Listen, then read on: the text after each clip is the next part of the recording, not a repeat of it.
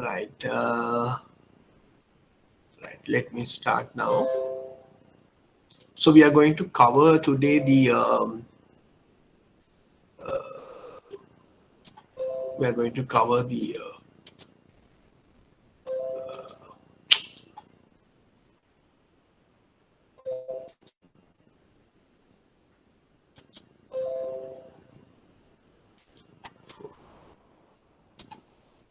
right. Let me finish today the human resource management, and we are moving to the new area that is type of plans. That's very interesting, and that part may be sometimes the your commercial banking as well as survey may touch on that also to some extent, but we are looking at in a different way, right? So let me first cover the human resource management part, and then we move into type of plans, right? Before that, okay, before that, you know who these people? I'm just to wake up you, right? So you know who these people? Not people, huh? So දන්නවද මේගොල්ලෝ කවුද කියලා? Any idea? No feedback, no way, right? So please, like first days, 2-3 days, I need a good response from you. You know these people, relatives, right? You know the left hand corner, Bill Gates, right? Ellen, Jeff, and guys, right? Who is the richest person out of all these four? One guy is the richest guy now. Who is that richest person? Jeff? Huh? Jeff Bezos. Yes. Right. Any guesses? Any guesses? You want to be one of this guy, you know? Right? Any guesses? No idea. Right? Okay. Now, you know who is this fellow, no? Bill Gates. Right? Okay. Right. Now, he is no more the richest person in the world now. Now, who is the richest person now? Now, till last week, he is the richest person from 2017 September onwards. He is the world richest person. But last week onwards, he is not the richest person. Now, who is the richest person then? Now, this is the guy, Elon Musk, right? Now, he is the present richest person in the world. Now, you see, now these Jeff was taken over by him maybe last Tuesday or Wednesday or somewhere, right? Okay, or maybe just before that, maybe 1 week back, he was overtaken by the Jeff Bezos, right? Elon Musk has just become became in fact the richest persons in the world, overtaking Emerson founder Jeff Bezos, right? Now he's the owner of Tesla and the SpaceX. Tesla is an electric car company, and the SpaceX, you know, the net worth has crossed around 155 billion US dollars, right? And just above 15 billion, right? Now the Jeff was around 173 odds, right? Around 15 to 13, 14 only difference. But now he has taken, but in last year, 2019, he was nowhere, even there in the 35th place, right? For suddenly he's became the number one. So just for you, for some food for thought, right? Okay, now we move into the disciplinary, the process of disciplinary, the action taken by the management against you, the action taken by the management against you, right? Now the process of disciplinary, same thing, now process of disciplinary procedure, right? It should be procedure. Now, where we have stopped last time, so process of disciplinary procedure, right? You have to change accordingly. So first one, oral warning stage. Have you got any warning like this? Any of you all? No. So oral warning stage. So oral warning is given to ensure clarity on the actions to be taken, and a written record is kept on the action taken and the responses received.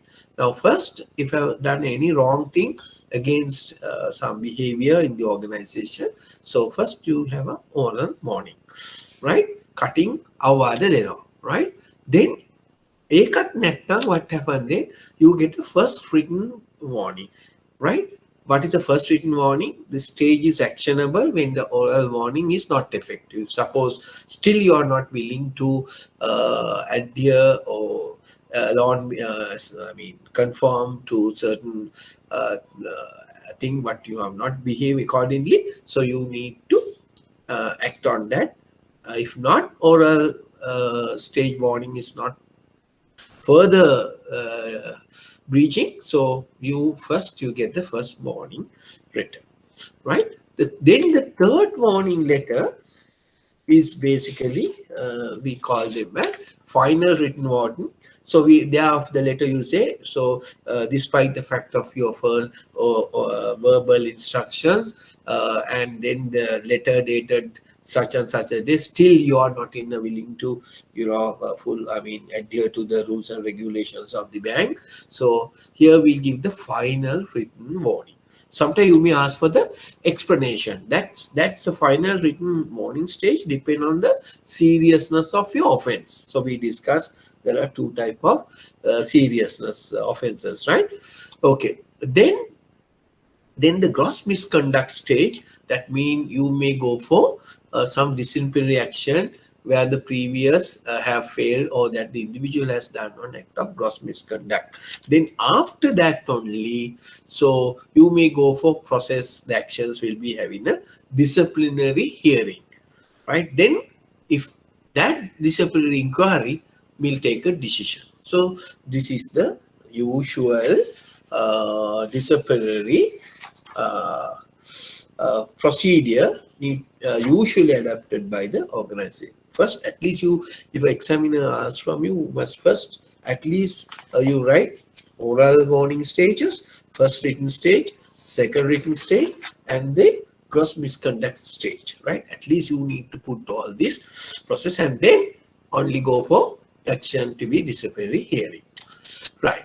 Okay, that part is covered. I don't think much of that examiner will test it from you, right? Then we move into the next area, labor management relationship. So labor management relation. So sometimes labor relation. Now you noted that. So this is also an important role in an organization. In LMR framework, labor management relationship framework consists of three major parties, three players in that triangle. If you put a triangle like this, there are part employer, employee. Now, employee usually represented by whom? Trade union. Employer, employee. Employee mean trade union. Then the government, right? There are three parties,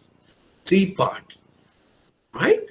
So each party plays an important role in LMR, right? So these three parties having different own objectives. So what are the objectives of these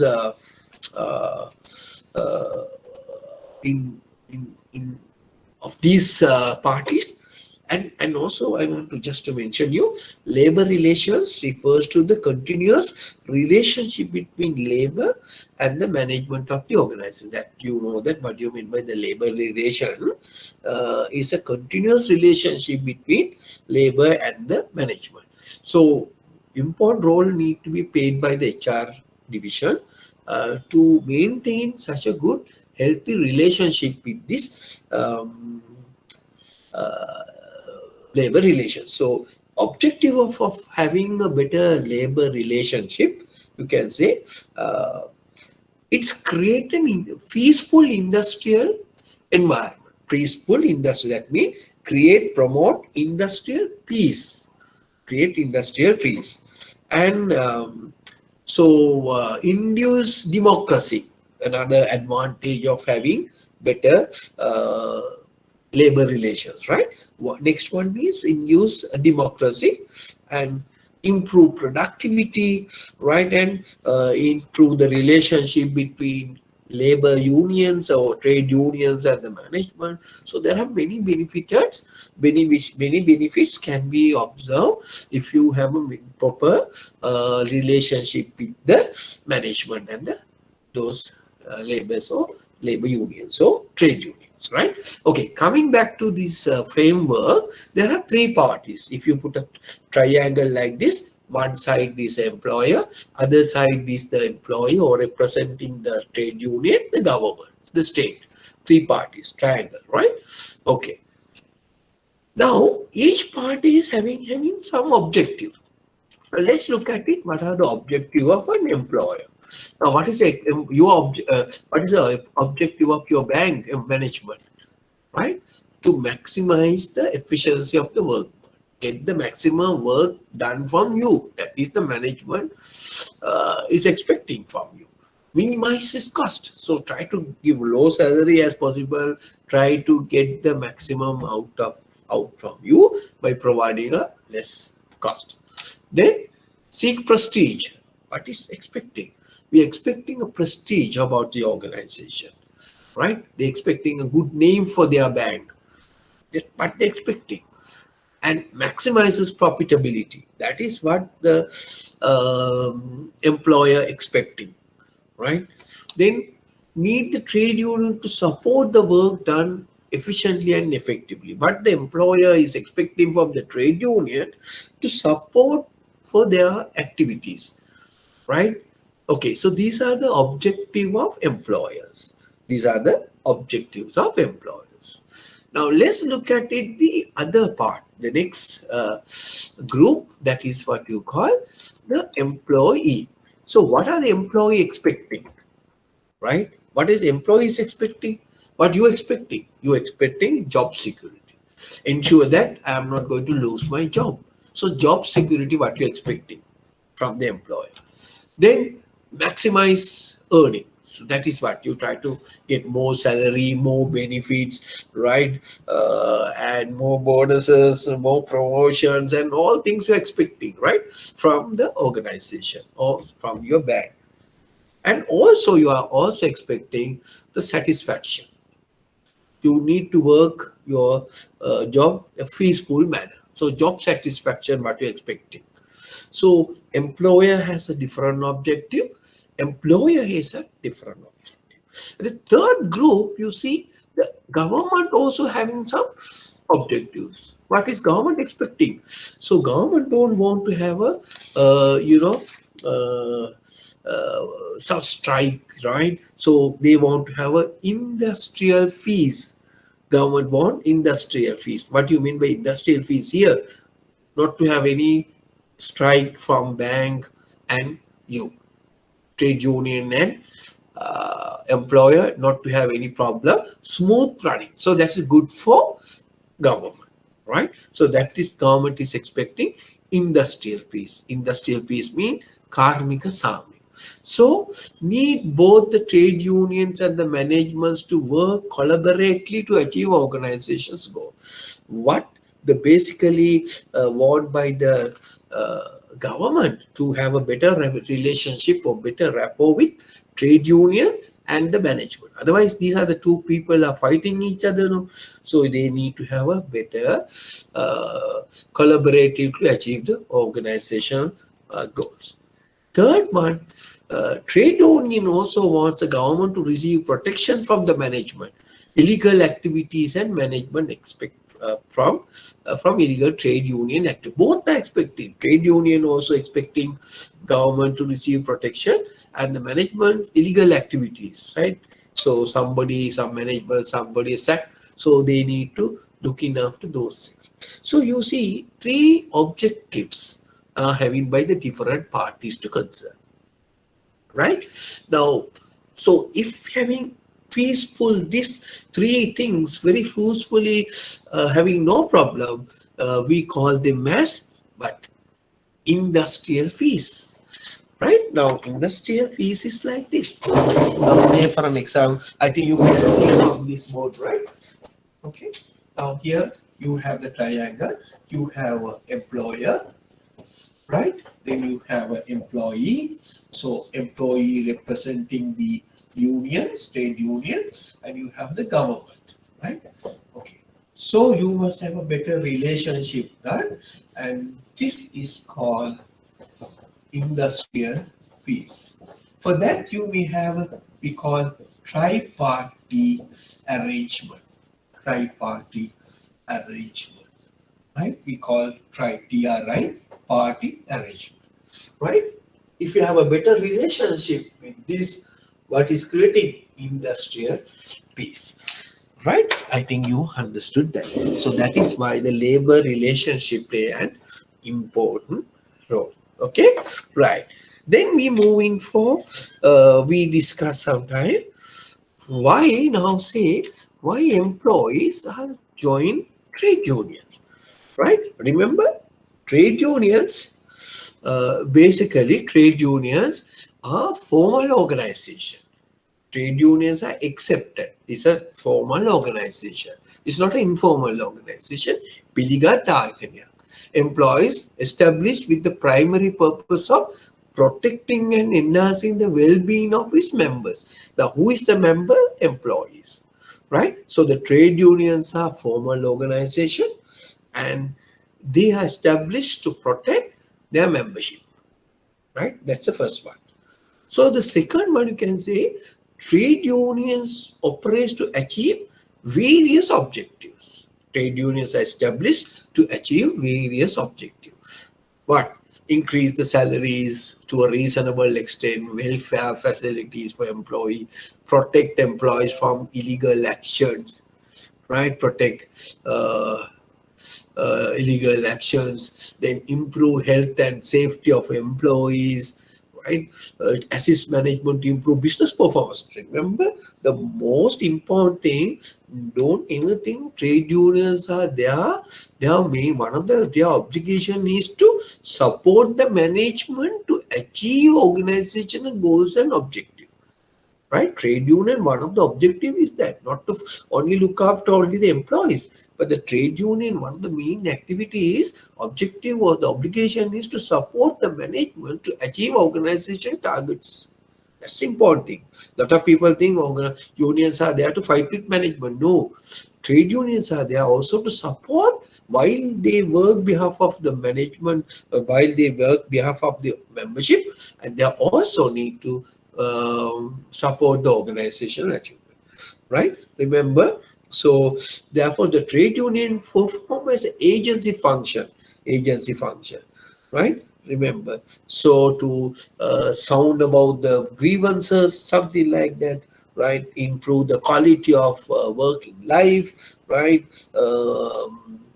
Right. So some of the disadvantages of trade unions are strikes, right, which determine the industrial peace, thereby reducing the productivity. Sometimes trade union making unfair demand, right, maybe sometimes due to political motivation. So there are some disadvantages as well as advantages. Right, disadvantages are unfair demand, and then some are politically affiliated. Those parties go against what the government is telling. Right, like that, there are good things as the bad things about the trade union. So the another important area we are going to discuss why employees are join trade union. What is the reason? What is the reason? So let's look at it. Why employees join trade unions? Right? One find not handling the grievances properly. Now grievances, what we are going to discuss now, little while from now, grievances. ඔගොල්ලෝගේ දුක් ගැන වෙලි සේවකයෝගේ දුක් ගැන වෙලි අහන්න නැත්තම්. Not handling grievances properly. But second, to look after the common interests and common objectives. So we group together, so you are be more protected. You are basically going for a common thing. And some people, now say for due to political ideological affiliation. That means, say your father strong UMP or UMP Samagi Bala or whatever Bala. So because of that, You join your bank, political party, trade union, right? Because of your affiliations for your father or mother outside the office. Well, that's also one of the reasons. And maybe dissatisfaction with terms and conditions of the employment, and employee attitudes of differences, right? So some people having different attitudes, they want to fight with the management. So therefore they join the trade union, right? And also these people, they want to protect themselves from victimization, right? So you feel it, you are not working hard. Then the manager not good terms with you. He want to you send your warning letters and all sort of thing. Now you know any moment the management will sack you. In order to protect that, what you do? You join the union. So you think that you may have a lot of protection because of the trade union, right? So that sometimes is not the correct one, right? All these things.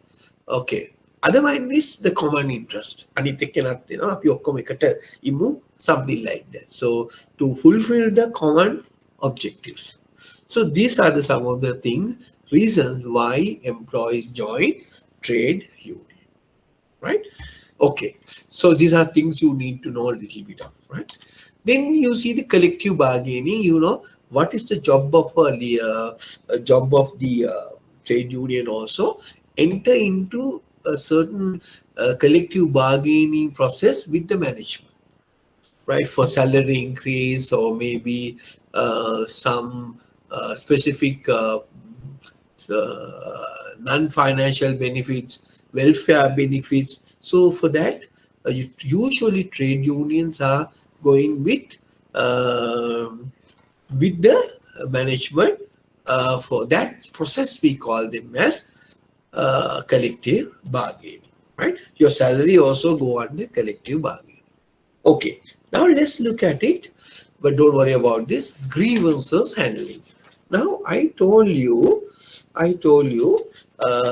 discipline management take actions against you. But grievances mean what? Grievances mean you complain against management. Discipline management complains by the management against you. You complains against the management. We call grievances, right? Grievances procedure. Now grievances mean basically any, what is grievances? Grievances is any discontent or sense of injustice, expressed or not, felt by an employee in connection with his employment in the organization. If you feel it, you may be treated very injustice manner. It may be expressed or maybe not expressed in connection with the employment in any organization. If you are not satisfied, so that is what you call grievances. So grievances play an important role. Why grievance is important for an organization? Now, say small grievances may be potential source of massive problem for the organization. It can be go for strikes and things like that. Massive grievances may be a potential source of, so not the massive grievances, small grievances, just you need to delete massive part. Small grievance may be potential source of massive problems for the organization, right? So you need to delete simple, right? Okay, you can say simple grievances may be a potential source of podi දේවල් තමයි ලොකු වෙන්නේ.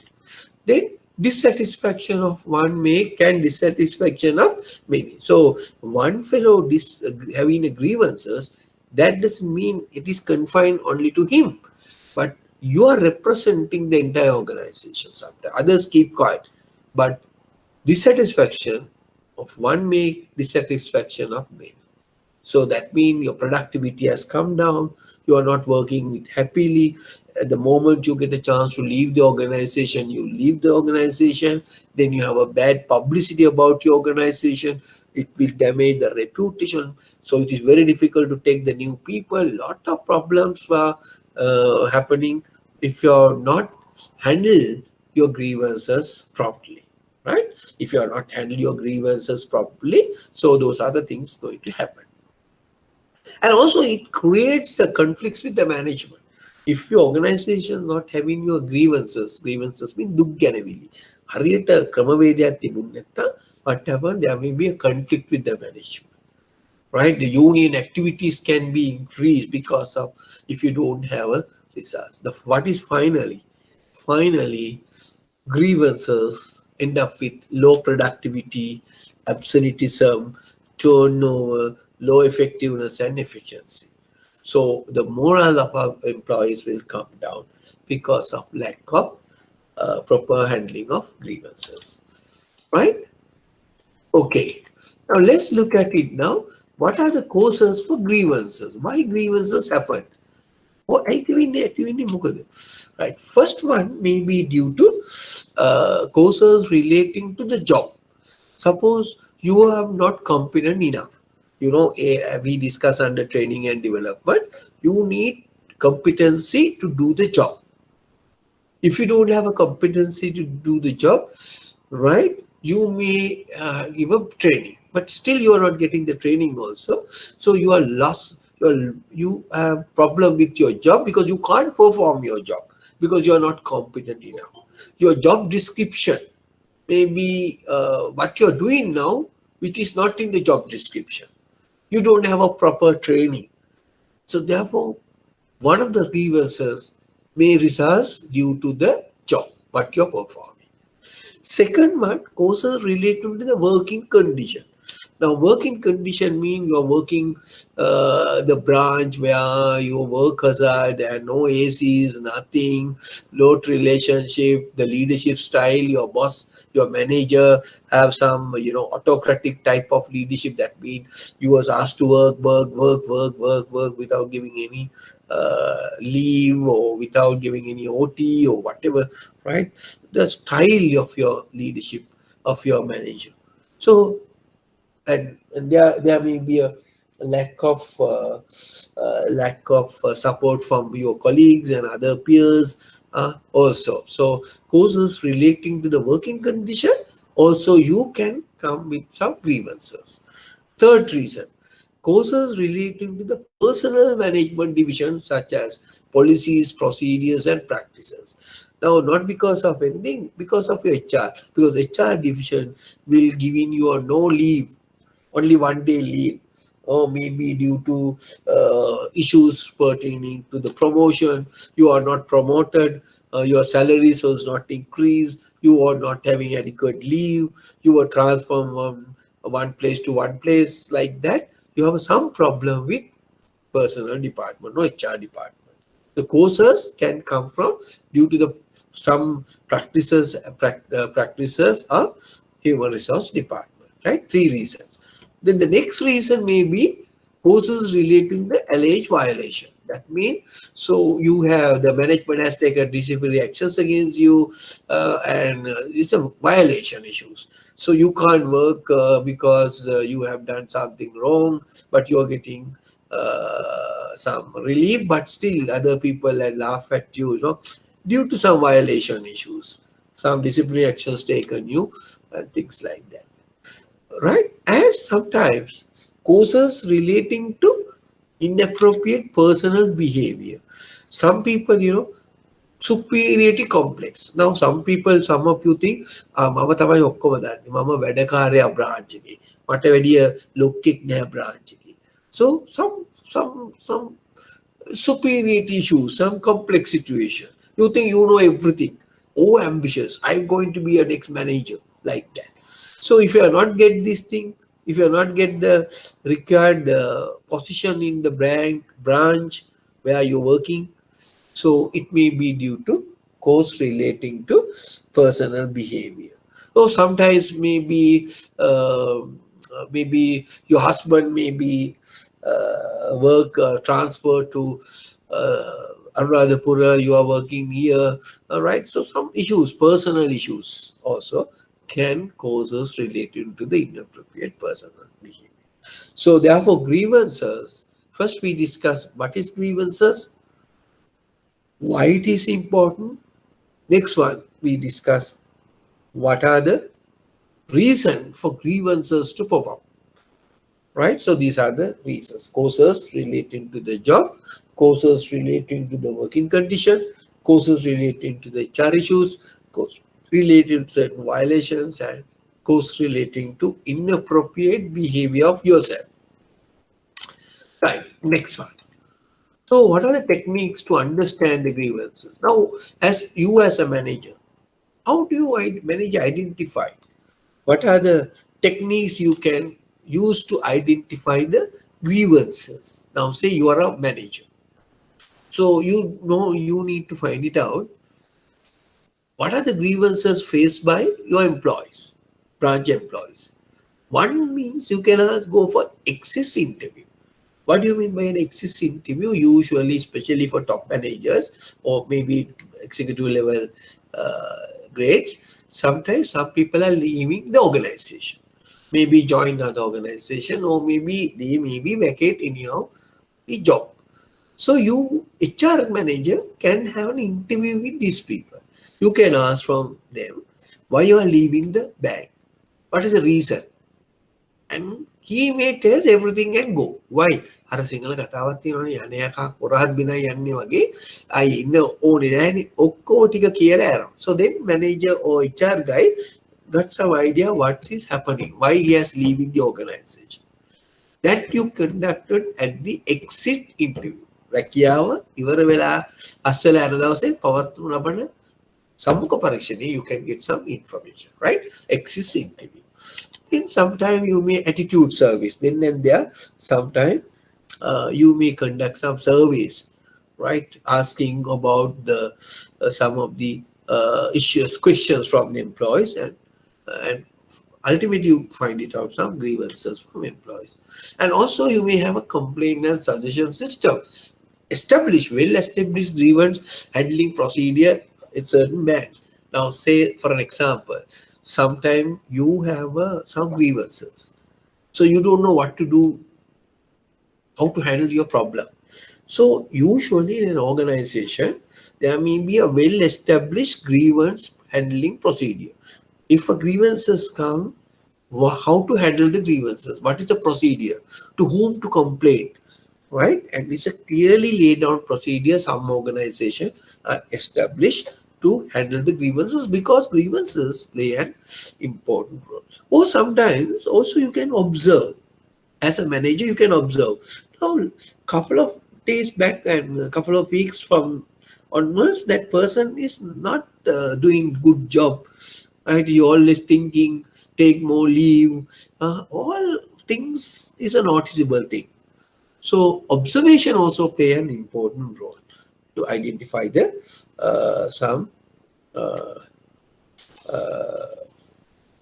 right? Or sometimes you can allow him to talk and all sort of things. Then we'll discuss how to handle the grievances as an organization, how you handle the grievances. First part, as I explained to you, your bank, you may have a formal grievances settlement procedure, right? Anybody you can follow this procedure. Anybody can go through the procedure and try to sort out their grievances, right? Next one, open door policy. Some bosses, some managers, even for CEO, chairman, GM, DGMs, AGMs, we may have an open door policy. If you have any issues, any grievances, you don't want to make an appointment, you can suddenly just talk to the secretary and see whether he's not busy. You can just creep into the head of divisions or whoever, his room, and tell the problem you are facing, tell the grievances you are facing. And that sort of policy is called open door policy. What complaint grievances and employee, right? But some organization have a date. So you need to have a grievances. Wednesday is available, like for GMs and all, but some are. So there's a hidden method. There may be a committee approach, counseling, and ombudsman, right? And for banks, we have ombudsman to handle some grievances, customers' grievances.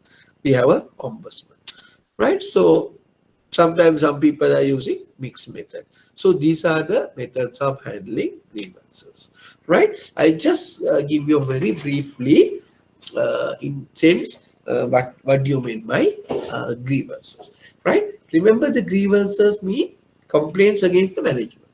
Disciplinary management complaints against the employees, right? You know what is grievances, right? We need to handle the grievances. Otherwise, it can be lead to many lot of issues.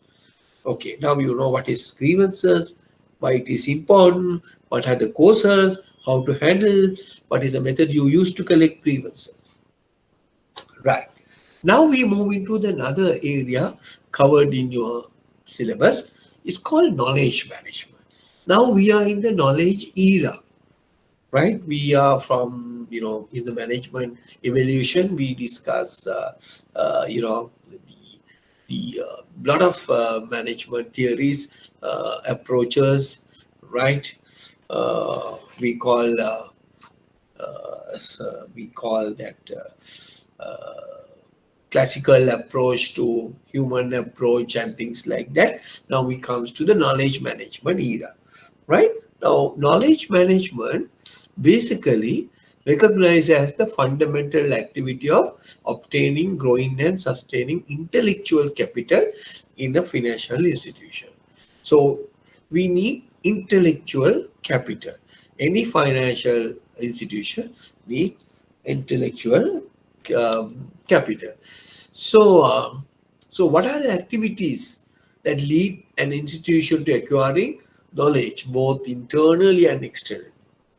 So creations of knowledge management is important things, right? We need to create the knowledge within your organization. Now, HRM job is to viewed as a set of practices to manage their human resources and to improve their knowledge, and through that build up the competency and also improve the competitive edge of the organization. So it is a job of human resource management to improve the knowledge of the employees, improve the competency of the employees, and thereby you can bring the intellectual capital, right? Intellectual capital. So therefore HRM play an influential role in motivating employees to exhibit favorable attitudes and behaviors, right? Which are competitive to strategy for institution. I explained to you at the very early in HR, human resource is a competitive edge of your organization. Why is that? Because that is the resource you cannot copy. So that is why organizations try to build up your competitive edge or build up your knowledge, right? So that's an important thing. So then remember, if you talk on this, there are three intellectual capital in a financial institution. Now let's look at it. What are the intellectual capital in a financial institution? You identify three type of capital in financial institution. Intellectual capital. One is the intellectual capital collectively refers all sources that determine the value of an institution and the competitiveness of an institution. Anything where all the resources, so anything that will improve your value as well as the competitiveness of an institution, we call them as intellectual capital. Now, if the examiner asks you, what do you mean by intellectual capital in a financial institution? If the examiner asks from you, what is an intellectual capital in a financial institution? That means very simply, anything that improve the value of an institution and the competitiveness of an institution is called intellectual capital. Repeating again, the examiner asks from you, what do you mean by intellectual capital in the financial institution? Simply say, simply remember, this is an ideal definition. But if forgetting that, remember that anything which determine the value of an institution, which contributing to the value of an institution and the competitiveness and the value of the institution is called intellectual capital. Two things. What is value? Competitiveness. Anything create those two things, improve, we call intellectual capital. Right? So there are three types of intellectual capital you identify for any organization.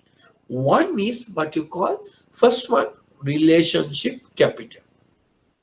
Now, what is relationship mean? So, so as an organization, you need to work with different publics, different stakeholders, clients, partners, vendors, etc., suppliers, etc. The relationship you are having with all these people, if you have a better relationship with all these people, so that means you are having a relationship capital. Right? What is that capital? Relationship capital. If you have a better relationship with all the stakeholders, example, clients, partners, vendors, regulators, media, whoever, right? That is a asset for you. That is a capital for you. That will improve your intellectual capital. That intellectual capital we call relationship capital, right? That's the first one. Second one, we call human capital. Now that is you, that is your employees. If an organization is having talented, competent workforce, competence mean who are having knowledgeable, what is? Then skillful, right? Attribute attitudes, talented people, we call an human capital, which improve also the intellectual capital of an organization. Third one is an organizational capital. Organizational capital means the collective know-how beyond the capabilities of information. So that means, so your information systems, your policies and your procedures are very well recognized. You have a better information system. You have a better management information system. Right? You have a better marketing management information system. So those are we call organizational capital. If you have a better policy, procedure, well established, all these things we call organizational capital. So therefore remember, there are three types of capital which support the intellectual capital of a financial institution.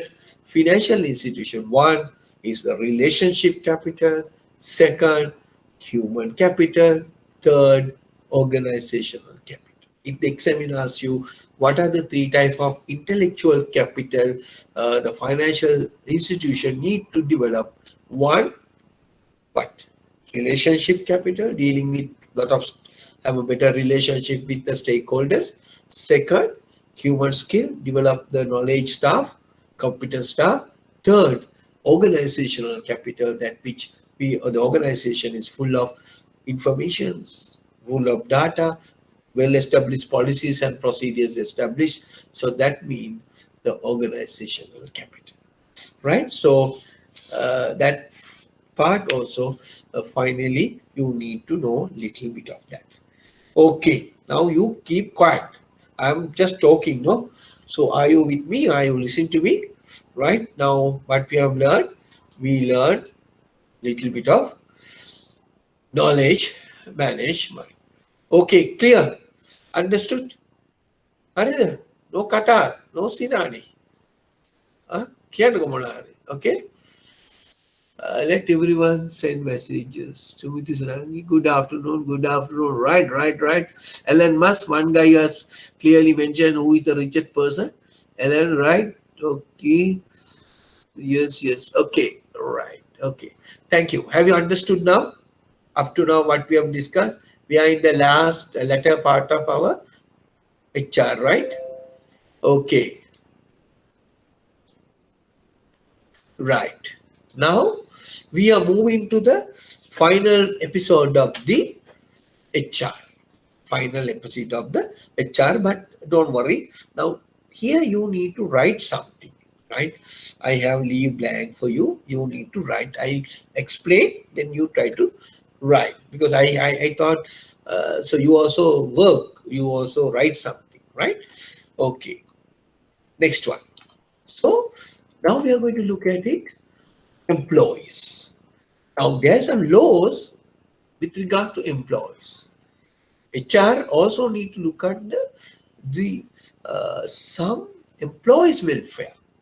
So if you really look at it, some of the act passed in the parliament by the parliament to safeguard of the employees' welfare. One is you well known. What is that? We call EPF. I think everybody who's working, you're getting EPF. As well as everybody's know ETF. What you are getting in your salary slip, you see EPF and EPF and ETF deductions and things like that. Then payment of gratuity act. When you go to retire, there is some gratuity act, right? Shop and office employees act, where you and me are controlling, right? They are government going to change this act, right? And wages board ordinance acts, terminations of employment of workers, special provision. If your bank want to terminate you, there's a way of doing that, right? You cannot just terminate the employee, right? So there are some, and also industrial disputes acts. Now, say for an example at the exam, if the examiner asks from you as a short question, name 3 acts which governs the behavior or which governs the which governs the welfare of the human resource, then you need to write one of these. You can write EPF, ETF, at least shop and office, right? Industrial dispute, terminations of employee workers. Right. Okay. Now don't worry about this. Let me try to summarize. Okay. Now I'll ask from your question. What's the answer for this? Mic එක unmute කරලා කියන්න. What is the largest fund in Sri Lanka in social security system? වැඩිම සල්ලි තියෙන fund එක මොකක්ද ලංකාවේ? Can anybody tell me? Huh? What is the largest fund in Sri Lanka in social security system? වැඩිම සල්ලි තියෙන fund එක මොකක්ද ලංකාවේ?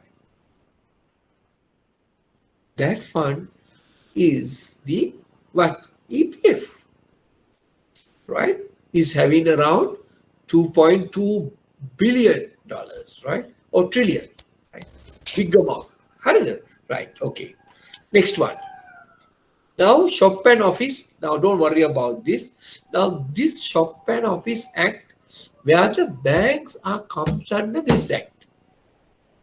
Right? Now, Shop and Office Employees Act 19 of 1954, right? Talk about the regulations set out in these statutes are the minimum condition that employers should provide it for their employees.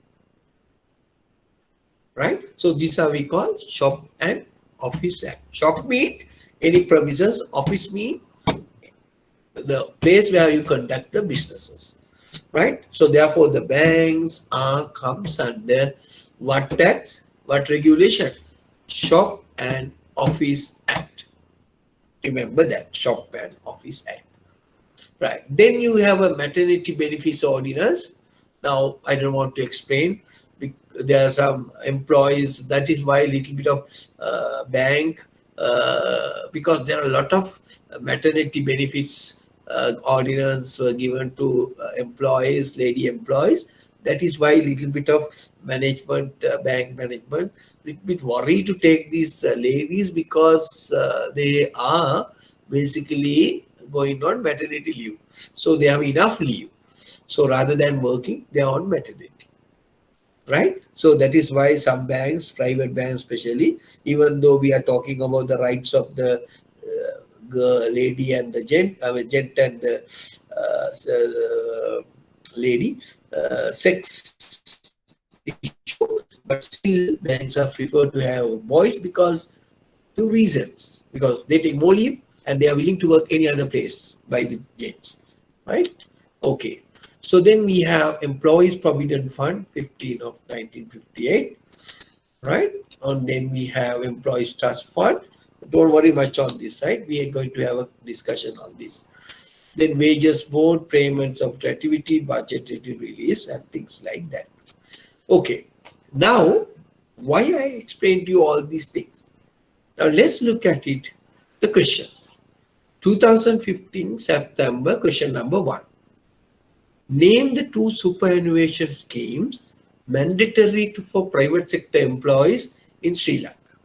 Second, what is the name of the legislation that governs the working conditions of the private sector employees? Can anybody give me an answer? This is your question, past question, which I explained to you. Name the 2 superannuation scheme. Superannuation means something you can make use of for future usage, right? So what are the 2 types of superannuation scheme mandatory for private sector employees in Sri Lanka, right? Even you are having, what are the 2 schemes? APF. Yeah, APF and ETF, sir. yeah, EPF and ETF. Very good, right? So what is the name of the legislation that governs the working conditions of your bank or sector employees? The legislation that governs is working. Right. What is that? Little while ago I talked to you. You are covered under this act. Sir, layback. Layback, sir. No. While you are working, you are covered under this act. Employer need to provide adequate facility to you to work. Now that is why some banks, organization is having fire extinguishers, Human Resource Department. No. The law I am referring to, the legislation. Right? Forgotten. From this, you can just think. Right? I'll just go through. Right? What is that? Office and Shop and Office Act. Shop and Office Act. That's correct. So that's what the examiner expecting. So legislation, why comes under Shop and Office Act, right? It is a duty of a bank to provide ideal working conditions to the employee. That is why you have fire extinguishers, lift facilities, better chairs and things like that. So it is a duty of an employer, which covers under legislation what that Office and Shop and Office Act. Okay, right. You need to know all these things, right? That's why when I highlighting and stressing certain things, you need to name the 2 superannuation schemes are mandatory. Now, what are you going to discuss? Now we are going to discuss 2 things. Now you have to have 2 joint EPF and ETF. Okay, you divided the slide into 2 parts, EPF and ETF. Now, what I'm asking you to write to compare. What are the differences between EPF and ETF? What is compare and contrast? Matakai ni api kala job description and job specification mage, right? What is the similarity of these 2? Can anybody tell me quickly? I told you a little while ago. You can quote at the question. First one, similarities. Samanakam mukad. What is EPF? Samanakam wenni komada ETF ek. Right? Both are superannuation. Yes, exactly. Both are superannuation schemes. Good. Both are superannuation schemes. Good. Right. Now let's look at the differences before you writing. So let's look at the differences. Right? Sometimes it may not come from my subject, but it be good for your other subject as well. But put it down to the 2, EPF and ETF. Okay, first let's look at it. First you need to write, always better to write what is the act covered under these 2, right? Okay, first you can say EPF, Employee Provident Fund Act number 15 of 1958. What is the act covered under Employee Provident Fund? Employee Provident Fund Act number 15 of 1958. Now you can see from the top, right? You can see from the previous slide, it is there. Employees Provident Fund Act number 15 of 1958. Right. So look, write down the ETF Act in that case. What is the Employee Act? ETF Act? Employees what? Trust Fund Act number 46 of 1980. Very recent, right? Okay, that's the first difference. Always, if they ask you to differentiate, right, put the act. What is the act govern the EPF? What is the act govern the ETF? Right. You can quote it from the previous slide. It is there. First one. Second point. Can anybody tell me the second point? Can tell a difference. One difference. Can anybody? Right? Can anybody tell one? So I will give you a guideline. Contribution. So how can you differentiate contribution? EPF and ETF.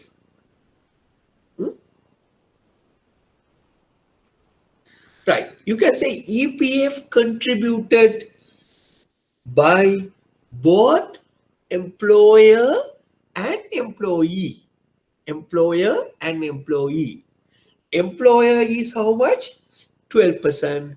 Employee how much? 8%. Remember, under EPF say contribution. Contributed by both employee and employer. Employer, employee. Employee is how much? 8%. Then salary.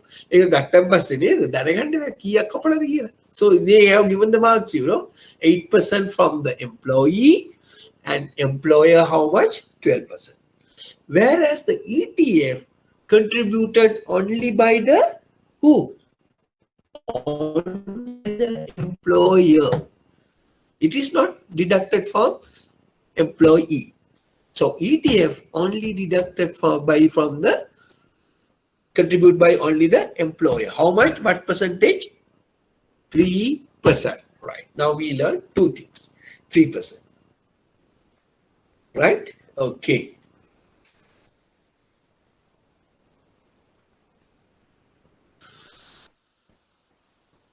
Right. Now we look at it.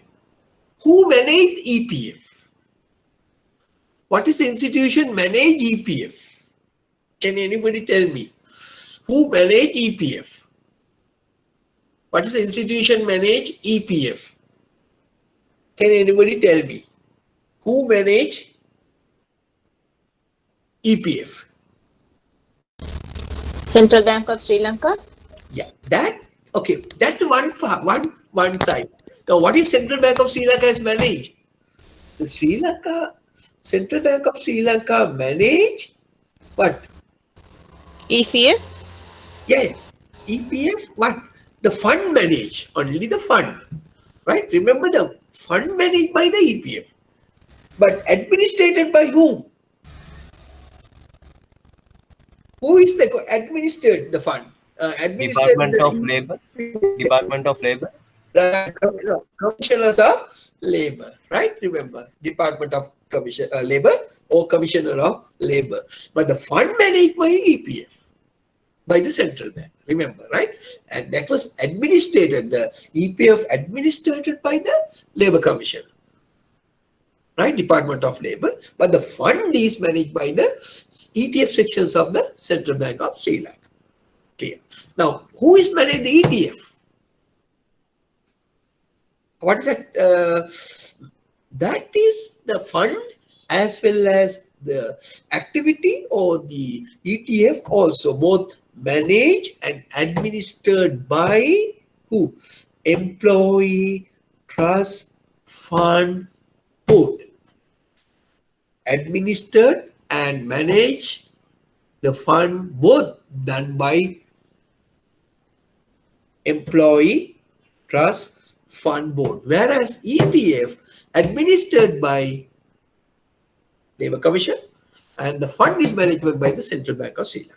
By the ETF, both administration and the fund managed by Employee Trust Fund Board. Right. Now you see, we learned three differences. Right. If you look at it, what is the objective? What is the objective? Can anybody tell me what is the objective of EPF?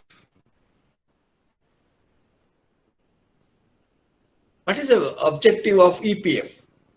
Main objective. Now, when you can take the EPF, usually, when you can take there are instances you can take the EPF, right? But sometimes when the lady reach 50 years, right? There are some instances, if you migrated, there are some instances you can get EPF before you reach how many years? When you are getting the EPF, usually, what age? Which age? At Usually the age of 55. 55, yes, 55. So then what is an objective of EPF is basically Saving. is to ensure, right, okay, write down, right, is to ensure that an employee, in his or her, ensure that an employee gets a lump sum payment in his retirement, right? Now, why all these things? We are going to discuss a lot of things in my next class, right? Retirement benefits, right? So main objective is to ensure that an employee gets a lump sum payment in his or her retirement or old age, or retirement is better, right? So you get a lump sum amount. The lump sum amount කියන්නේ ගොඩක් හම්බෙනවනේ. ඒක තමයි අපි කියලා බැංකුවල දාන්න. දාලා ඒකෙන් හම්බෙන පොලියෙන් තමයි අපි ඊට පස්සේ ජීවත් වෙන්නේ. Because if you don't have any other income. Right. Okay. So what is ETP? How is ETP? ETP you need to wait till 55 years to get it? No, sir. Not necessarily, because suppose you can get interim benefits. Now, how what do you mean by interim? Even though you are in the same organization, every 5 years, if you want, you can take it. Or you may leave the organization, you not join another organization, you can get the ETF for the amount you align with that particular organization. So ETF is therefore interim benefit given by the employee. Can use during work life. While you are working, you can get it. But other one you usually get after your retirement. ETF, while you are working, you can get it. How you can get it? Every 5 years, so you leave the organization and join another organization. You have option to continue, or you can take the money and start with a fresh ETF with a new organization. So that's another difference between EPF and ETF. Right? And again, you can put another one. EPF is the largest superannuation fund in Sri Lanka. ETF, not much, because it was started recently, comparatively less. Right? So largest superannuation fund is EPF. ETF also superannuation scheme, but not having the largest fund, because they have not contribution is 3%, as also they have recently started. Then what is the other benefits for commenting? Both are having some interim benefits. What are the interim benefits? You can EPF, you can keep and take a loan. Right? Okay. EPF, you can take loan, and ETF, you may have some scholarships for your member children's 5-year scam, A-level, O-level students. Parents who are having the ETF can apply to obtain a scholarship for 5-year scholarship, O-level, A-level, like that. They give you 5,000, 10,000, like that. So there may be a lot of interim benefits, right? Okay, so that's more than enough to identify what is the difference between EPF and ETF. Okay, clear? Right? Can you answer to that question now?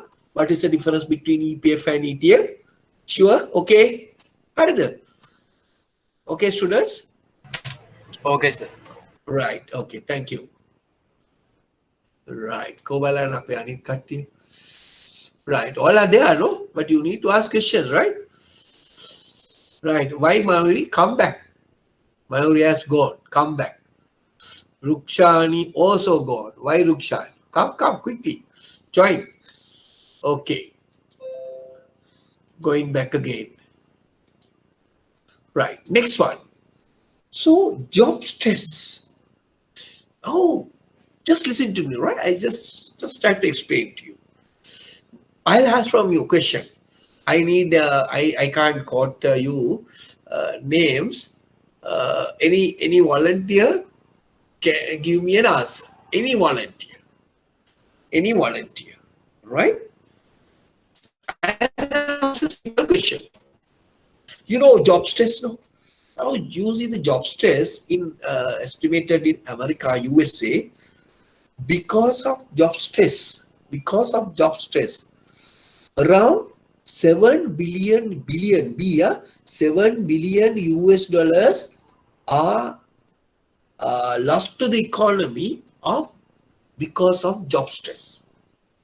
පොඩි ගාණක් නෙමෙයි නේද බිලියන 7ක් US dollars විතර ඇමරිකාවේ ආර්ථිකයට නැති වෙලා යනවලු මේ job stress කියන සිද්ධාන්තය නිසා. There are around 7 billion lost to the economy in America, it was estimated, because of job stress. Now I'll ask you a simple question from you. Very simple question. Job stress is good or bad? I'll ask a very simple question. Job stress is good or bad? You think the job stress is necessary or not necessary? What do you think?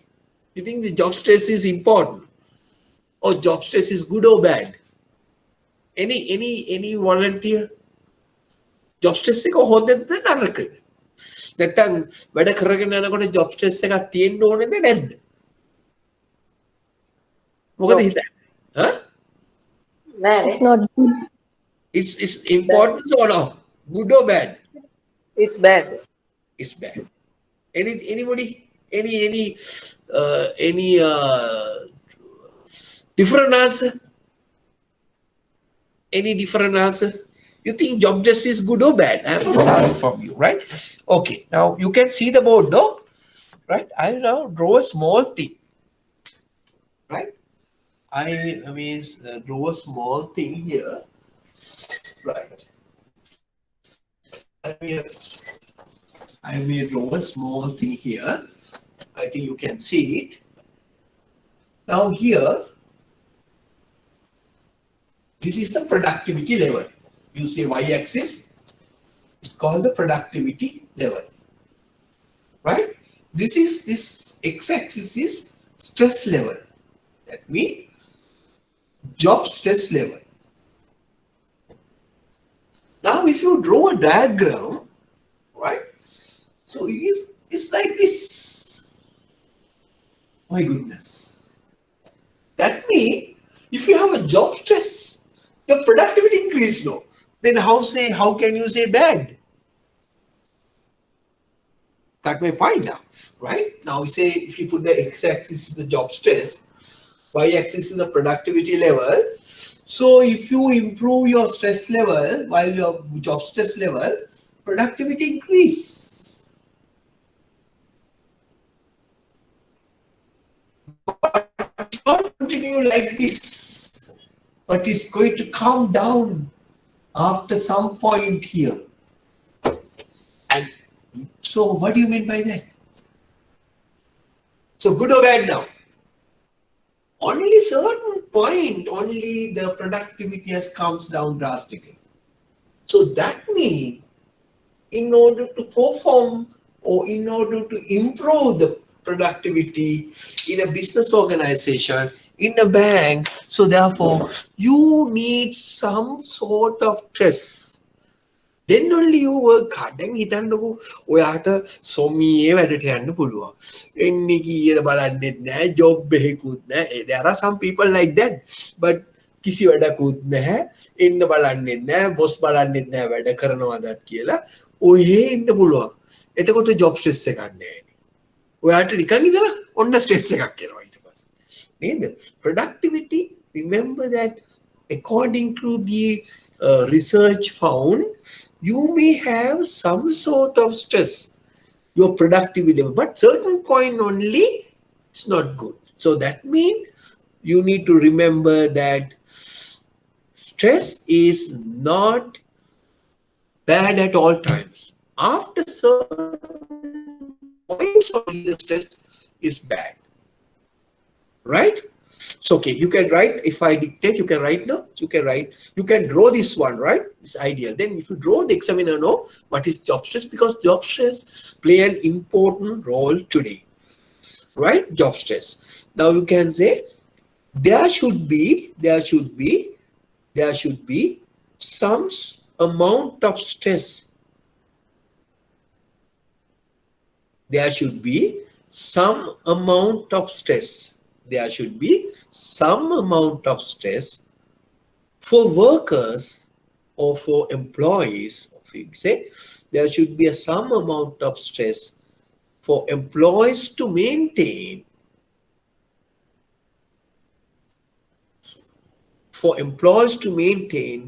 their day-to-day activities, which leads to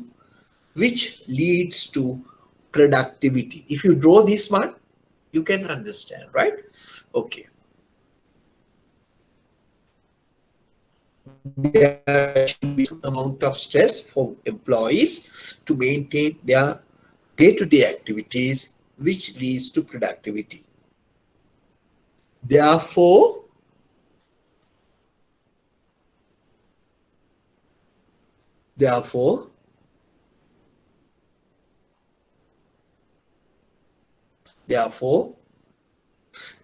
complete removal of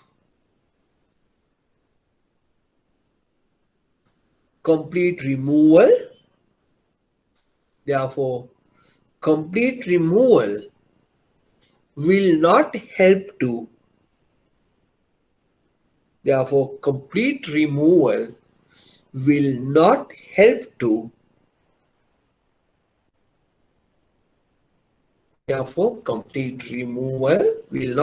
to increase the overall productivity.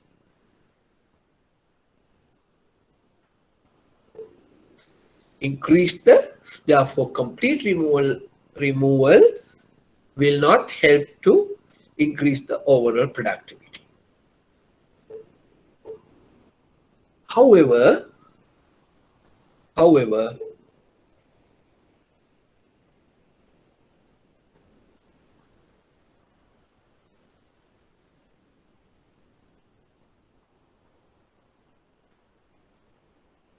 more stress level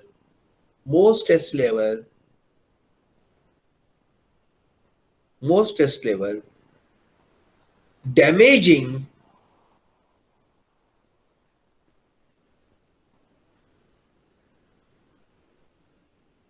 both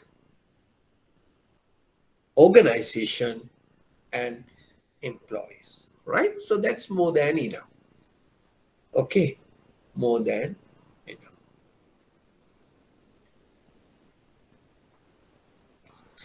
Okay, so today, now certain banks, I know certain banks, maybe DFCC, some banks also having some what you call classes, no, after the job, after the working hours of the bank, maybe having so how you call that? Yoga. Yeah, some banks are having yoga classes, no? So why? To avoid the stress, right? Avoid the stress.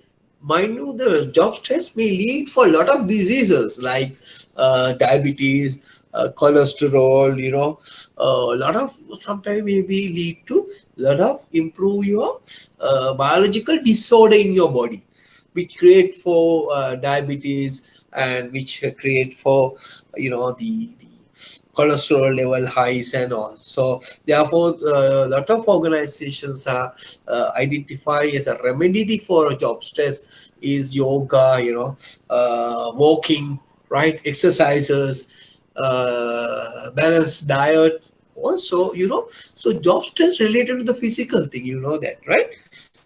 Okay, got it. Okay, clear? Right. So that comes to a end of HR. Okay, are you happy now? So we have just completed the one full section of the HR. So can you answer any questions? If you have a past papers with you, okay, as I promised, I try to give you. So pertaining to that HR area, so I hope you in a position to answer any questions. All the MCQ questions I have given to you, but even for the big questions also, I have given you, I have touched with you, but if you want, you can. So my confidence, you can ask, write any questions about the HR now. Clear? We have the confidence level. You have to improve that confidence level.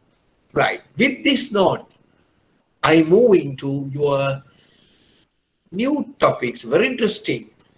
Type of clients. Type of clients. Right? Okay. Are you ready? Come ready there? So we are going for a new section.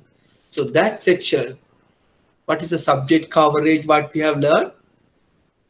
Type of financial client, client's confidence management, financial product marketing, applications of HRM for efficient delivery of client services, customer protection laws and practices.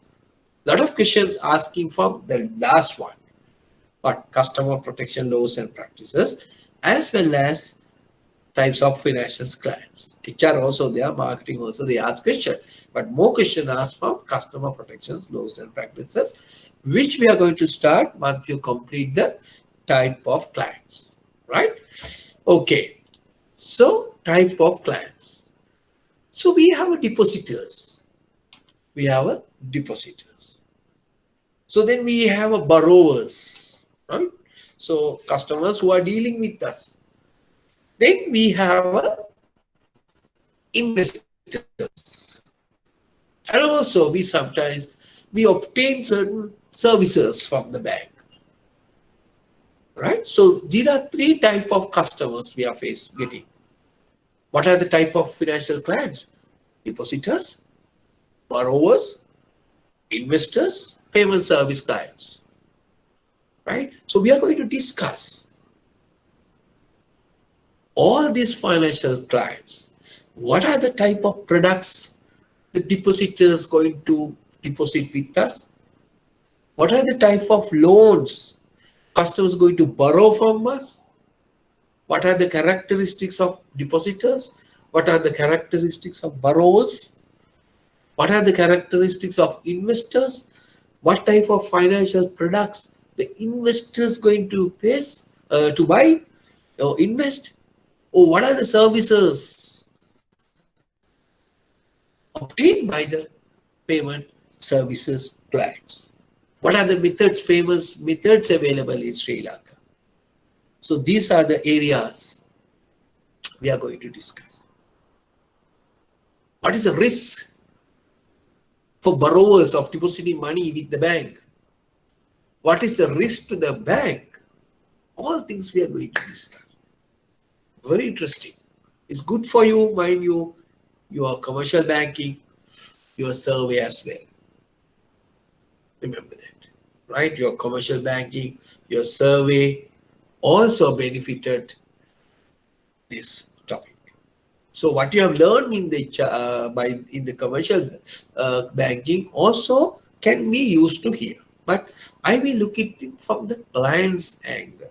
but there may be a lot of overlapping and things, right? Don't worry. So while I'm teaching you the type of financial clients, I try to give you some questions came from clients, commercial banking, survey, all, and even for non-banking financials, right?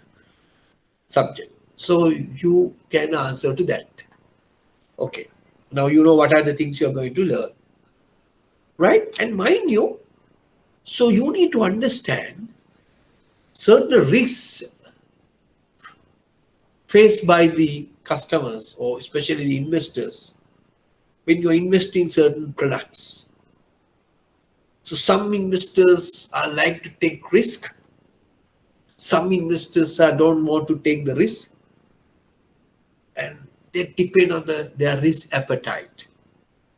So we discuss all these things under investors, right? So these are the subject.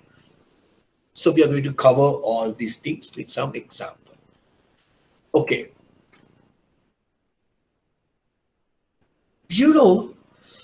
So it is in your, right? If it is not in your handout, but don't worry, it is in your Word document, right? Some of the things it is not in your handout, it may be there in the Word document. Please refer later on.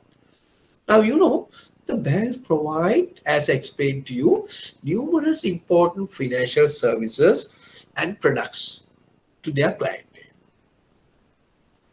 So, can be accepting the deposits, granting loans, transfer of funds, collecting utility payments, transfer your account to another account. A lot of services are rendered by the banks to different type of customers. So therefore, remember, not like you go and buy a sunlight soap from a shop. It's not like that. When you're dealing with bank, remember, you have a contractual obligation. It is a legal contract, right? So both parties have some obligations. Once you do some transaction with the bank, you need to remember that point. Right. So deposit mobilization, therefore, one of the crucial functions of financial institution. Now, through accepting the deposits, one of the main requirement of the banking business, because those deposits we need to give customers in the form of loans. So if the banks to be run, what banks expecting? Banks need continuous deposits. Then only banks give loans to the customers. Otherwise, banks don't have money to give loans. And through deposits, lending, then the banks are earned profit for their survival and for their future. So therefore, the banks are living with whose money? Customers' money. That is why we need to manage our clients. Because different type of clients are come to the bank to obtain different services. So it is our duty to look after our customers. Some of the things I have put it, but don't worry, for understand purposes only I put. So you need to know your customer. Right. Okay. The first question. Who is a customer?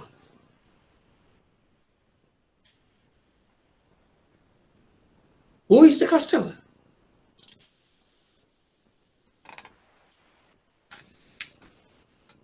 Right? Who is the customer? Okay, who is the customer? Customer is a person who has some sort of account with the bank. Customer of a bank means a customer is a person who has some sort of account, either FD account, deposit account, current account, or some similar relationship with the bank. Now tell me, what is the relationship? At least can you tell me what is the type of relationship customer can have with the bank? Can anybody tell me one relationship customer had with bank other than having an account with the bank? I think you know. Now you're working with the bank now. Now, customer is a person who has some sort of account with the bank, either deposit or a current account, or some similar relationship with the bank. Now, can you tell me now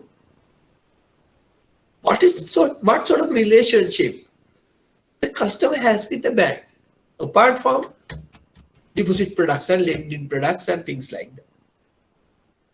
Can anybody tell me what sort of a relationship customer has with the bank? We may be going to learn this. You are going to learn different type of relationship, especially under law. Under law.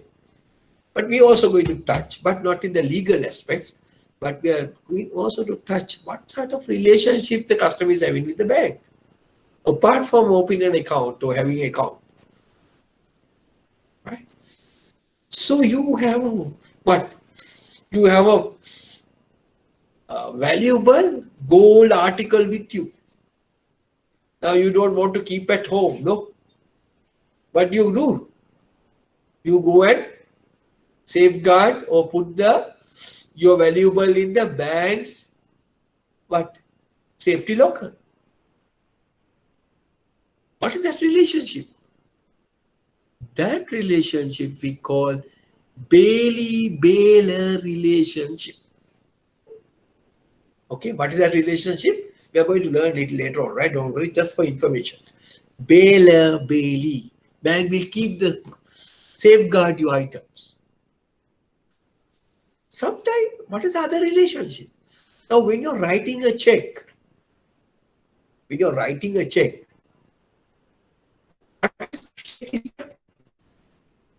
Gevanu. The customer is what? Instruct bank to do. Anagarana. Meta Gevanu. Mr. Pereira to Gevanu. What is that relationship? That relationship is called what? Principal-agent relationship. Who is the principal? Who is the principal? Principal is PL anyway. Yeah? Principal is customer. Who is the agent? Bank. Bank act as an agent for customer. Is my principal. Right? So then we have a mortgagee relationship. When you give the loan, you keep property with you under mortgagee relationship, lessee relationship, debtor, creditor, debtor. Likewise, there are some relationship where customer can enter with the bank. So these relationships, any form, can be arises by a person, society, firm, company, and offer to become a customer. Bank accepts. Right. Now you know who is that bank customer. Any person who has some sort of account, either deposit or current account or some sort of a relationship with the banker, that's enough. That's also enough. Is a bank customer. Now I am telling you. 2019 March question number 1. Examiners from you 2 marks. How do you identify a customer in a bank? Now this question asks in the Financial Clients Management paper 2019. What may be the answer? Simple. What is the answer? Customer is a person. What we learn, right? Who has some sort of account. Let's look at it. There must be some sort of account, either deposit or a current account or similar relation. Or sometimes a person just about open an account to make a person customer of a bank. Or I have put it more definition, or some sort of a relationship. But at least if you given this is enough for my. Suppose this question is any. How many of you are doing law? The law karna. At least little more, right? Now suppose this question is asking at the law paper. So your answer to be little, you have to support it with case, right? So that was defined. Great Western Railway Limited versus London County Bank Limited. So in that case, you need to put, according to these past cases, Great Western Railway. So there they define who is a customer of a bank. Remember, customer of a bank is who is intent to open an account also a customer of a bank. That is law. Just about to open an account, also account of the customer of a bank. That's his case, right? I'm just telling you. So it's not necessary in my, because when the legal asks the question, you have to frame it the case also and then give the answer. Right. So you need to understand the customer. So customer is important. You know, customer is, we usually call, is the king. Customer is the queen. Right? But for us, sometimes customer is who? Not the king. No? Sometimes when we are about to go, customer is coming, we had a very bad look at with him. No? Sometimes we think customer is not the king, but usually customer is an important. Because therefore, we need to understand our customer. How much of value he brings to our bank. How much of deposit he is having. How many loans they have taken. That's value. Don't worry, I'm just telling you. So then we need to look at it. To what extent the customer is satisfied when you are dealing with us. How you make you to satisfy the customer. To come repeat. How we behave. All these things we need to understand. As a financial client customer, we need to understand these three aspects: value, satisfaction, behavior. Because different customers are behaving in a different way. They bring value to the organization. Their satisfaction is different. So as employee of the bank, we need to satisfy them. In order to satisfy them, in order to understand their value, in order to understand their behavior, we need to know our customer. Right. Okay. Right. Remember, as I explained to you, customer banker is an contractual extra obligations. Right. Okay, let's look at it now. Depositors. What is deposits? Deposits are defined as funds placed in a financial institution by economic surplus units. This is a technical definition, such as households, companies, corporations, societies, clubs, government. So these are my customers. Right? Surplus unit are my customers, right? Households, companies, corporations, societies, clubs, government, all are deposit money with my bank, is my customers. Right? The money, they put some excess money. So to individual, such as household, general public, deposit represent customer's savings or their financial asset. We call them as a asset. Right. By depositing the money in a bank, what customers expecting? By depositing money in a bank, what customers expecting? Safeguard their money, safeguard their saving, expecting a return in form of interest. And bank expect us to, as a bank, to perform fiduciary relationship. විශ්වාසය මත ගොඩනැගූ business එකක් තමයි බැංකුවයි කඩුදුරු කරුයි අපිත් එක්ක කරන්නේ. It's a fiduciary relationship. Why? So bank customer expect the bank to safeguard their savings, as not only that, to utilize the money what they have deposited in a more productive investment at satisfactory rate of return for them.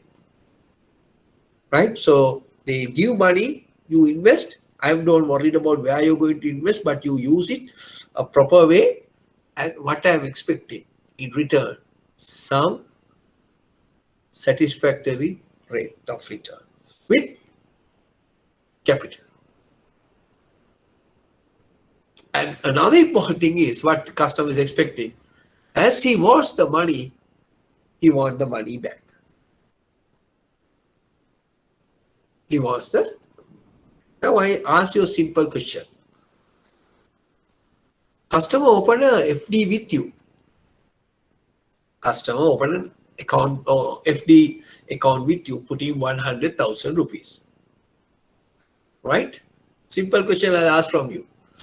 Say now, customer come and deposit the money with your bank, 100,000, 1 year deposit at the rate of say 5%. Now this is the prevailing thing, no? Right?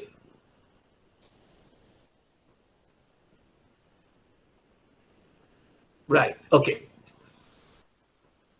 Clear? Now, there is some sort of a I was there, I forget now. Right. Okay. Now a customer comes and deposit with you for 1 year fixed deposit.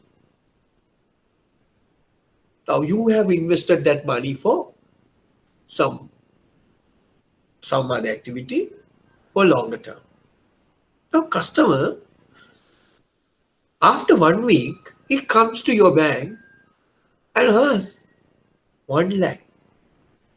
Asking 1 lakh which you deposited,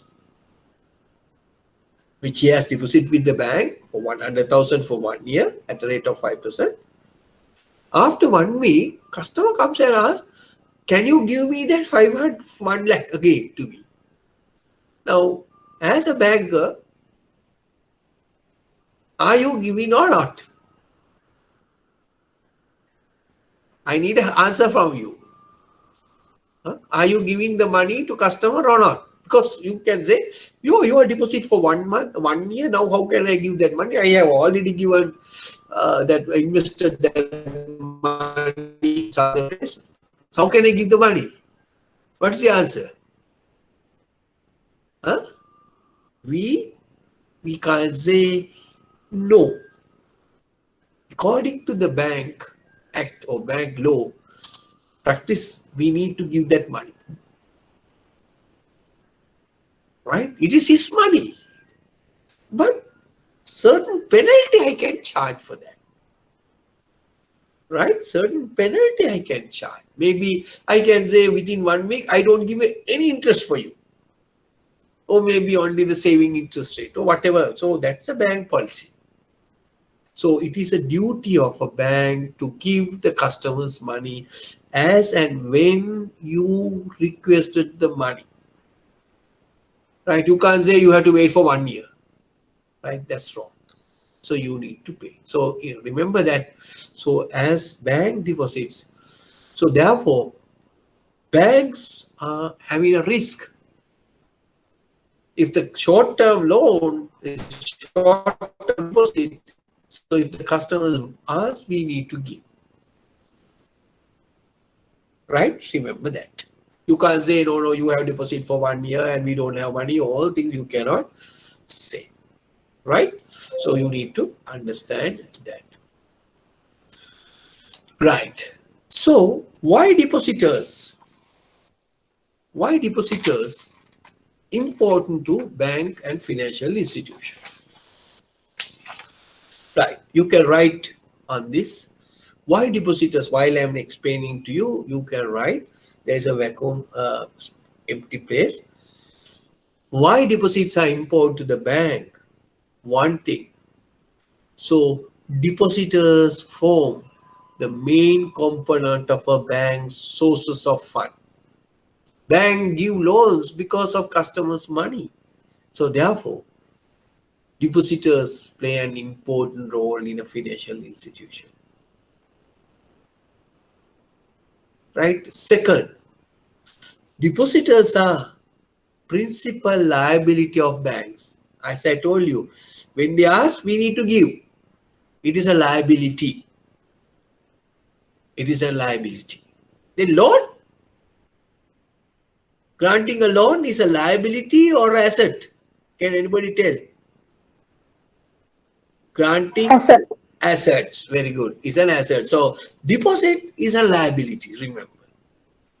Deposit is a liability. And deposit mean is a liquidity component because we are getting in a money form. So banks not have a problem with liquidity. So bank not face liquidity risk because customers deposit the money in a near cash or cash. Right? So these are some of the importance of depositors to the bank. Clear? I hope you written down. Right? Why depositors are important to the bank. So customers, therefore, so banks need to look after those depositors. We need to manage those depositors because they play an important role to the bank. Because the bank run with depositors' money. That is why, not like any other business organization, customers are primary than the shareholders. Now say if you take two institutions, take the two institutions, bank and another institution. Bank is A, another institution is B. As far as the banks are concerned, as far as the B company is concerned, the shareholders are most valuable. They are primary people. But as far as the banks are concerned, who are the primary group? Customers, not the shareholders. Shareholders are as a secondary response. But primary response is the customers, the depositors. Right? When you compare with two institutions, why banks? Depositors having a primary role, whereas the other institution, shareholders having the primary role. When this comes to the bank, the shareholders come the secondary role. Why? Depositors are the primary. They are primary role because their money the bank will run. Right. Next one. The main functions of depositors, not only to the bank. Now let's look at to the economy. Let's look at to the economy. Main functions of deposits in the economy.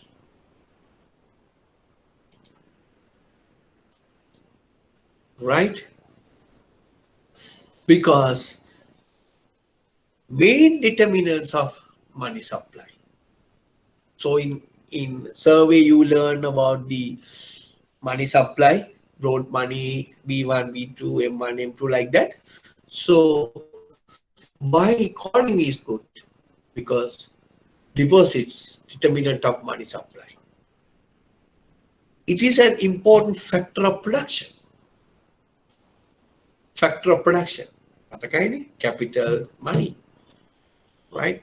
It is a factor of production. It serves as attractive investment avenue for savers and investors.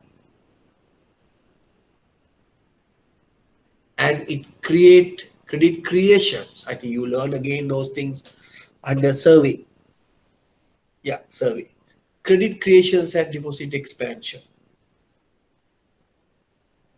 So those are the some of the functions of deposits or depositors as far as the economy is concerned. Right?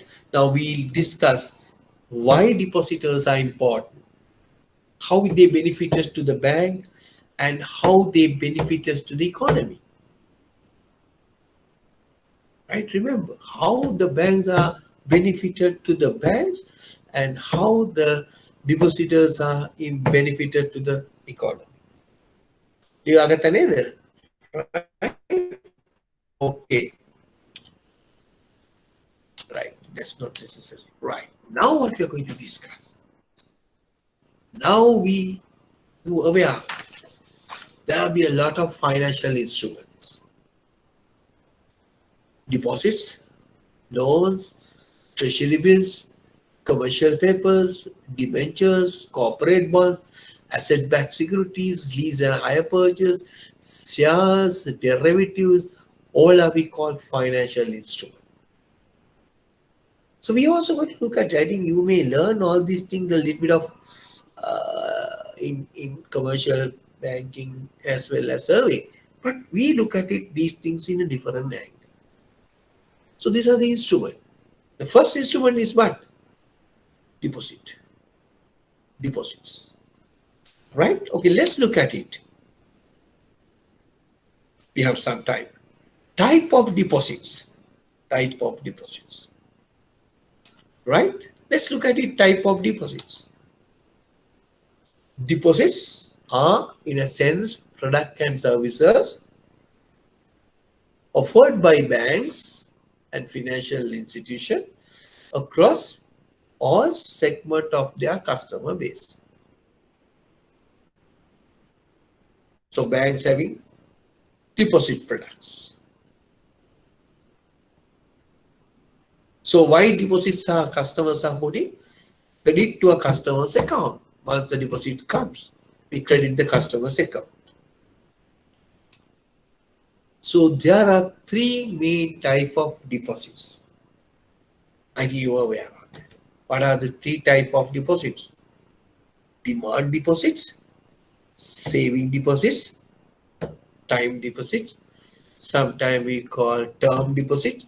Some people take fixed deposits. Like some people are taking demand deposit, we say check deposits, right? Current deposits like that. Whatever. Right? Okay, let's look at it now. Type of accounts. Type of accounts. So you may have individual accounts. For children's accounts, we have the teenagers account, you have the ladies account, you have senior citizens account. My goodness. Different brand names are used by customers accepting deposits in terms of from the individuals.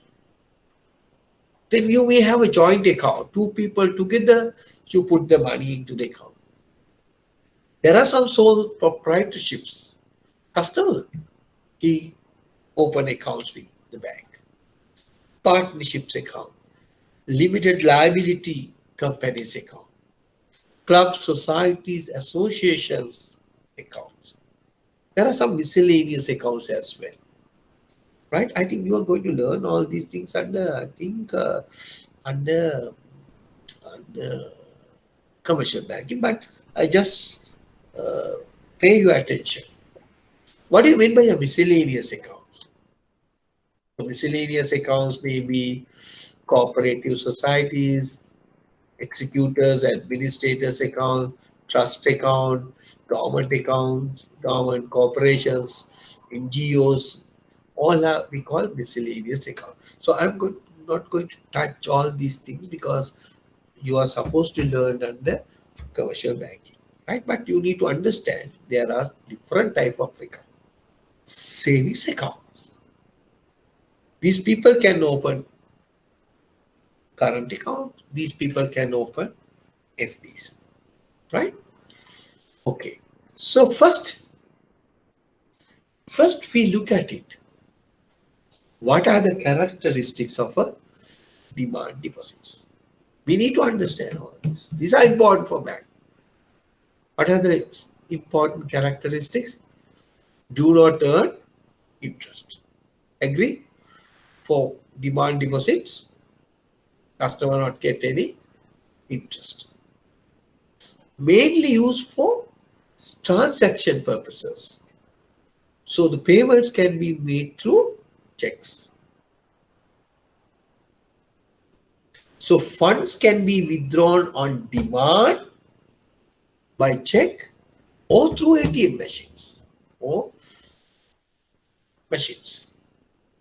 So only licensed commercial banks are permitted to operate demand deposit. That is how you differentiate licensed commercial banks and licensed specialized bank.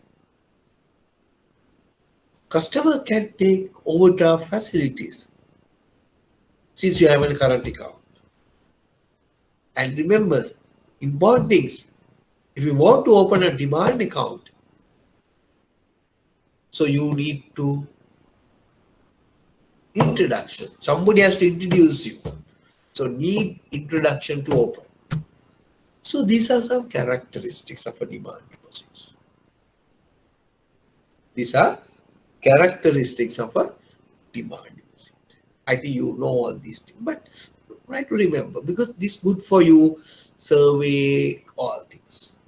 What are the characteristics of demand deposits? Do not, because I tell you why these are important, right?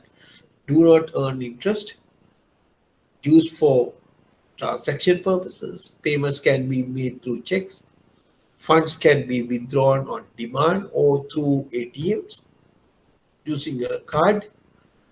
Only licensed commercial banks are permitted to operate. You can obtain overdraft facilities and need introduction to open. So these are characteristics of a demand deposits. Now the importance comes. You know what is the check? Right? So demand deposit deal with the check. So when you look at the check leaf, it's give a lot of meaning. So first, bank name. Then you have the date. Then you have an amount. Pay. Pay to whom? Payee. So that is why I told you, bank act as an agent for customer principal. The first, the microfield, you have the serial number. You have the bank code. You have the branch code. Then you have the account number. And you have TC code. And you have the amount if you want. Right? And the signature. So you see the specimen of a check. Right? I think you may enough, but you need to know all these things. Okay. Having understood that, who are demand depositors? That is my client. The customers who maintain current accounts are called as demand depositors. This is my client, not the demand deposit. My client is the demand depositors. The customers who maintain a current accounts are called as demand depositors. Right? For that, we need to understand what is demand deposit. The customers who maintain current account, we call them as demand depositors. So what banks do? Banks provide a number of services to demand depositors. Now that is what we have learned. One, we provide check facilities for them to do transactions. We may have standing orders for demand depositors. We may give ATM or debit card to facilitate the withdrawal and payments. Short-term loan facilities as form of overdraft. We are going to learn overdraft under borrowers, right? What else? That's all. There is no restriction on the number and the amount of withdrawal and deposits. Withdrawals are permitted by check in favor of self as well as other parties. What is? These are non-interest bearing deposits. Various overdrafts or facilities are permitted. Casual, TOD, POD, permanent overdraft, temporary overdraft, things like that. Usually lowest cost source of fund to the bank. Why? Because we won't give any interest. So usually forms a stable deposit base for a bank. Usually. Not much, but fairly a stable deposit base. So these are some of the services and some of the advantages bank is having when you are dealing with deposit customers. Right. Now, I'm going to finish. This is 2019 question. Now read this question. Clients of a financial institution consist of different types. The characteristics and responsibilities of such clients and products vary from each other. Briefly explain the following based on the products and services currently available in the banking institution. 5 marks, easy. 4 main features of current account. Can you answer to that? Earn 5 marks. Right. What is your pass mark? 45. If your questions comes like that, what is your pass mark now? 40. Easy as possible. What are the 4 main features of a current account? What are the 4 main features? What? The one what you discussed earlier. Right? Simple. Do not earn interest, used for transaction purposes, overdraft facilities. These are the answers. Right. Okay. Simple, no? Right. We are going to make question here.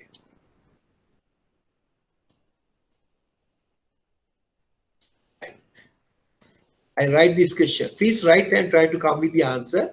I will give you a small question. Simple. Please write down, right? Try to answer and then come back. Then no problem. What are the benefits?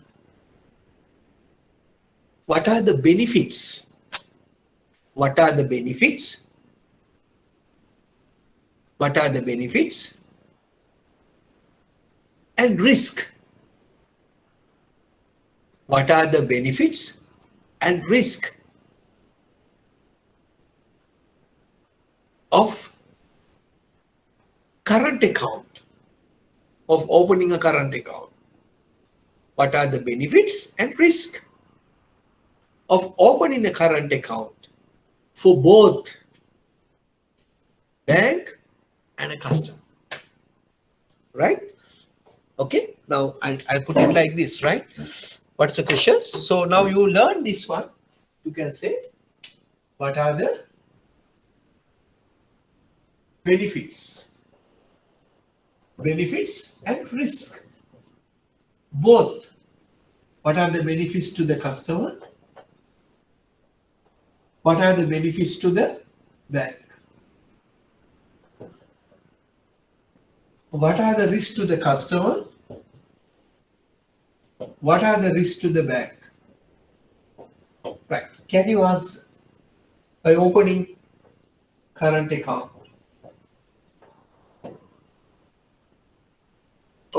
So if you can answer this, so that means you know everything about the current account. Okay, clear?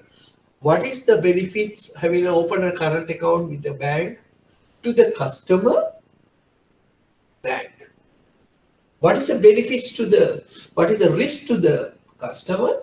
What is the risk to the bank? Look at it in different way. This is how the examiner asks you a question.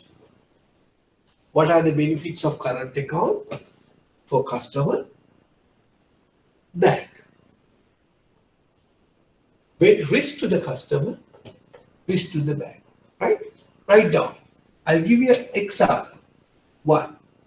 Example. Benefits. Transactions through, example, checks. So that's the benefits to the customer. No? He don't want to bring cash. They can do transaction through the checks. That's the benefits. What is the bank benefits? Give example, right? What is the bank benefit? No interest to be paid. So therefore, low cost fund. Right, like that. Take the risk. Okay, right. Now got the point, right? Okay, we'll see you the answer next time. Like that, every product, every customer, we're going to do that. Okay. I hope you understood. There or other? Clear? Any feedback? Yes, sir. Can you answer next week when I come, when we did before we start the session? So try to answer, then put it on, right? And then we compare your answer. Then you think මේම ලිව්වම ආයි පාරක් පාඩම් කරන්න ඕනේ නැහැ. Right? Okay. Not necessary for study. No little cram. Me ඇති. Is go to your heart. Okay. We see you next Sunday. Same time. So we'll continue with the. I will send you another tune about the investors. Okay. Right.